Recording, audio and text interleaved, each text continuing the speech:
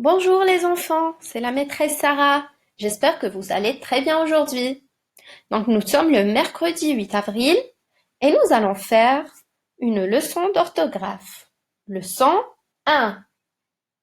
Pour cela, je vais vous demander de prendre vos manuels millefeuilles à la page 174. Partie orthographe, la page 174. Allez-y.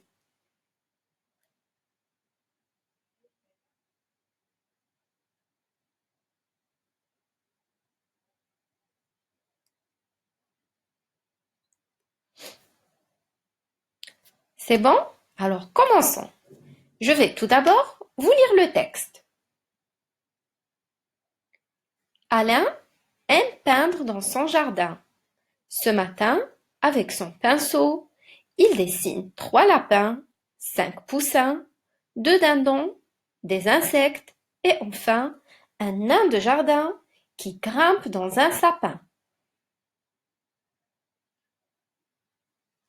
Donc, premièrement, quel son est le même dans les mots en gras?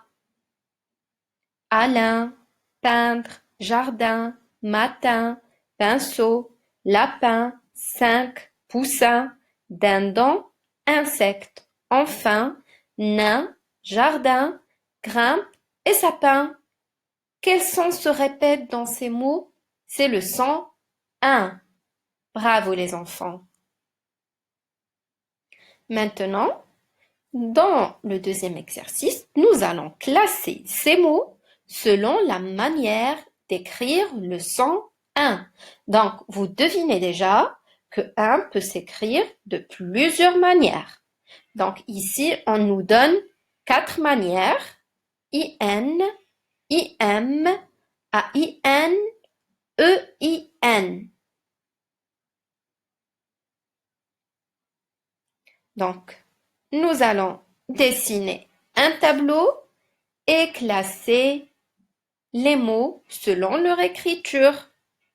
Donc, soit le son 1 avec IN, et là, on va avoir jardin, matin, pinceau, lapin, 5 poussins, dindon, insecte, enfin et sapin. Ou bien avec IM, nous allons avoir grimpe. Avec AIN, on a Alain et nain. Avec EIN, on a dans le texte peindre.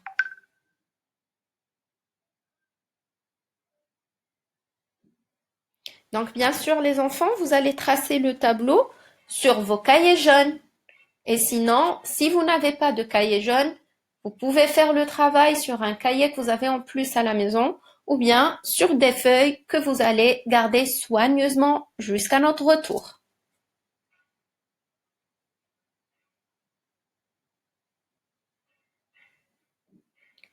Troisième question maintenant. Relève la lettre qui suit le groupe de lettres IM. Donc, on va prendre le mot grimpe. On a le groupe de lettres IM. Quelle est la lettre qui suit ce groupe de lettres? C'est la lettre P. Bravo les enfants. Quatrièmement maintenant.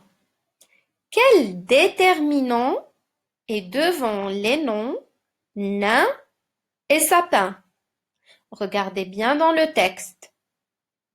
Regardez la dernière ligne. On a nain et sapin. Quel est le déterminant qui vient avant ces deux noms? Bravo, c'est le déterminant un. Et ça s'écrit UN. Donc ça se prononce un aussi et ça s'écrit UN. On l'a bien dit, le son 1 peut s'écrire de différentes manières. On a d'abord IN comme sapin, moulin, insecte, Tintin. A-I-N ou bien A-I-M à la fin, comme demain, grain, train et fin. Regardez, dans fin, on a M à la fin et non pas N. On a E-I-N comme frein, éteindre, ceinture, peindre. Et on a aussi UN ou bien UM, comme le déterminant un, lundi, chacun et parfum. Alors parfum aussi se termine par un M et non pas un N. On doit faire attention les enfants devant M, B et P. Et oui, comme dans le son on ou bien en, IN s'écrit IM. Donc on enlève le N et on le remplace par le M quand il est devant M, P ou bien B.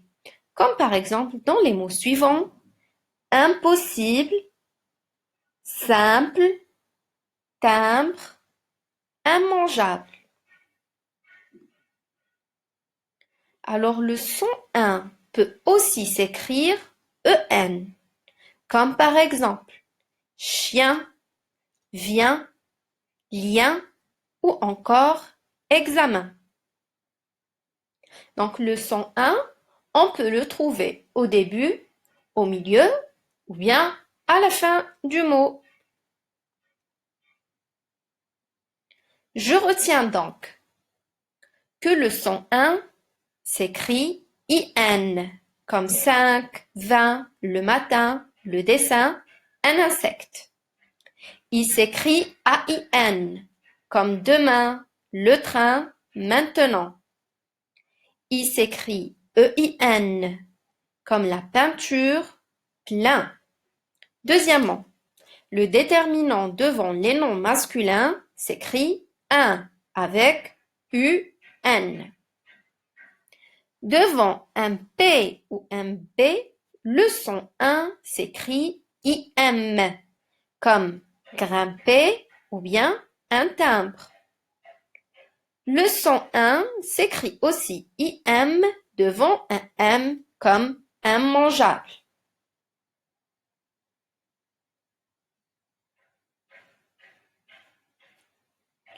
Alors, on va maintenant passer aux exercices. Premier exercice. Indique si tu entends un dans les mots représentés par ces dessins.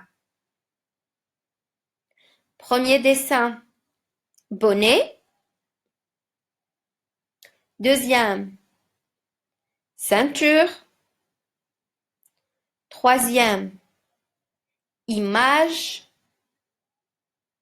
Quatrième, poussin.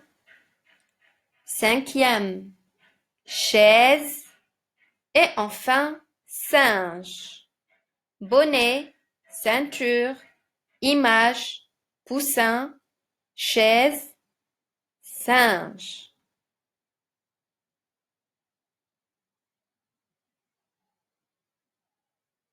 Vous avez trouvé? Donc oui, il y a un dans ceinture, un dans poussin et un dans singe. Bravo les enfants. Deuxième exercice maintenant. Classe les mots de la liste dans la colonne qui convient. Ça veut dire selon leur écriture, soit avec AIN ou bien avec IN. Donc, sur vos cahiers jaunes, vous tracez le tableau. On a les mots suivants. Le pain, un bain, le raisin, soudain, un médecin. Regardez bien les écritures, les enfants. et vous allez les classer selon si le 101 s'écrit avec A-I-N ou bien avec I-N. Allez-y les enfants, réfléchissez bien.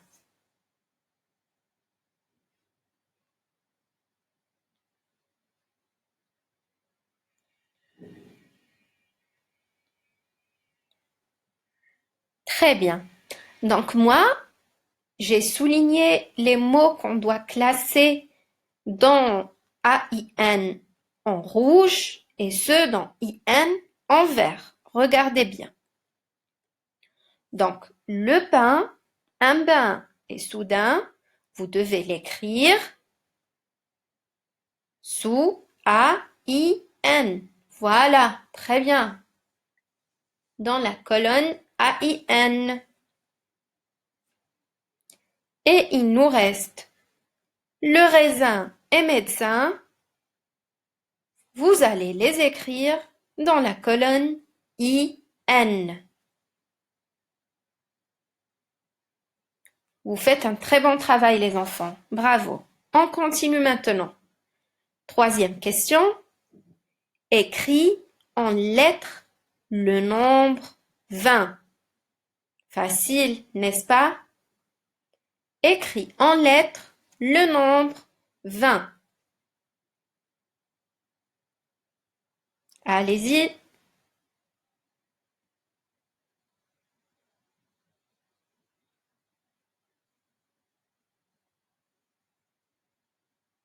Et voilà, 20. Excellent les enfants. Maintenant, je vais vous demander de faire à la maison l'exercice 4 ainsi que le 5, le 6 et le 7. Vous allez les faire pour ce vendredi et nous allons les corriger ensemble.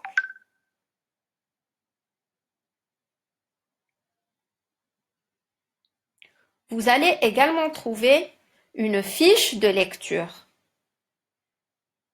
Je vais lire avec vous. Et attention, vous devez absolument faire la lecture à la maison. Je compte sur vous. Premièrement, lis les syllabes le plus vite possible. Donc, vous allez devoir lire vraiment rapidement. On commence doucement et au fur et à mesure, on va lire plus vite. Écoutez-moi. Le pain, le lin, un frein, un poussin, une ceinture, certain, un incendie, soudain, enfin, une invitation, un lapin, demain, le matin, soudain, un sapin, grimper, chacun, lundi, malin, le train, peindre, maintenant, un pinceau, plein, un timbre, un bain, du parfum. Voilà. Donc, vous allez essayer de lire vraiment, vraiment vite. Deuxièmement, lis la consigne suivante. Suivez avec moi les enfants.